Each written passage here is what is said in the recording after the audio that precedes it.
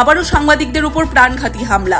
চিত্র সাংবাদিক সুজিত আচার্যের উপর রবিবার রাতে হামলা চালায় একদল দুষ্কৃতী। ঘটনাটি ঘটে আমতলী থানাধীন সিদ্ধি আশ্রম এলাকায়। এর প্রতিবাদে সোমবার আমতলী থানার প্রবেশের পথে ধর্নায় বসেন একাংশ সাংবাদিকরা। তাদের নেতৃত্বে ছিলেন আগরতলা প্রেস ক্লাবের প্রাক্তন সম্পাদক বরিষ্ঠ সাংবাদিক প্রণব সরকার। তিনি দাবি তুলেন, পশ্চিম জেলার পুলিশ সুপারকে সশরীরে এসে আশ্বস্ত করতে হবে সাংবাদিকদের নিরাপত্তা নিয়ে, কারণ এর আগেও বহুবার সাংবাদিকরা আক্রান্ত হয়েছেন, খুন পর্যন্ত হয়েছে রাজ্যের 2 সাংবাদিক। গত কয়েক মাসে সাংবাদিকদের উপর বেশ কয়েকটি হামলার ঘটনা ঘটে। তাই বিচারের দাবিতে ও নিরাপত্তা চেয়ে বাধ্য হয়ে ধর্নায় বসে এই জানান সাংবাদিক প্রণব সরকার। আমরা আপনারা সবাই জানেন যে টাইমস 24-এর যে সাংবাদিক সুদীপ আচার্যের উপর গতকাল রাতে ব্রুটালি অ্যাটাক করা হয়েছে। ওকে প্রাণে মারার জন্য, প্রাণে হত্যা করার জন্য ওকে ব্রুটালি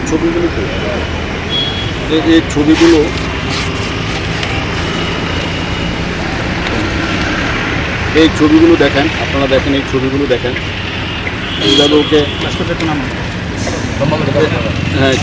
কীভাবে ওকে মারা হয়েছে। এই দেখেন কীভাবে ওকে মারা হয়েছে। লোয়ার রড দিয়ে, আর্মস দিয়ে ওকে তুলে মারা হয়েছে। ওর একটা স্বর্ণের চেন ছিল, চেনটা ওরা নিয়ে গেছে এবং এগুলো 7-8 জন ছিল। তো আমাদের মনে হয় আরও ছিল সংখ্যায়, ওরা পালিয়ে গেছে। তো আমাদের দাবি যেটা, সেটা আমরা আজকে থানায় এসেছি সবাই মিলে আমতলী থানাতে, যেহেতু ঘটনাটা আমতলী থানা এলাকায় হয়েছে। তো আমাদের একটাই দাবি যে এসপিকে এখানে আসতে হবে, ঘটনাস্থলে আসতে হবে। এর আগে এই যে প্রসেনজিৎ তারের উপর অ্যাটাক হয়েছে 3 জনের উপর মোটচুমনি এলাকাতে। তারপরে মনে হয় 2 মাসের মধ্যে আবার হয়েছে সাংবাদিকের উপর। তাহলে কি শহরে কি সাংবাদিকরা কাজ করতে পারবে না? আজকে আমরা পথে বসতে বাধ্য হয়েছি। আমরা আজকে আমতলী থানার সামনে ধর্নায় বসেছি, কারণ একটাই আমাদের দাবি, এসপিকে আসতে হবে। এসপিকে আমরা জিজ্ঞেস করবো যে রাতের বেলায় তাহলে সাংবাদিকদের কোনো নিরাপত্তা থাকবে না, যে যা খুশি যখন যা খুশি মেরে দেবে। এইটারই আমাদের একটাই দাবি, যে এসপিকে আসতে হবে। আমরা থানাকে জানিয়েছি। আমি নিজে ডিজিপি সাহেবের সাথে কথা বলেছি ফোনে, এবং ডিজিপি সাহেবও আমাদের আশ্বস্ত করেছেন।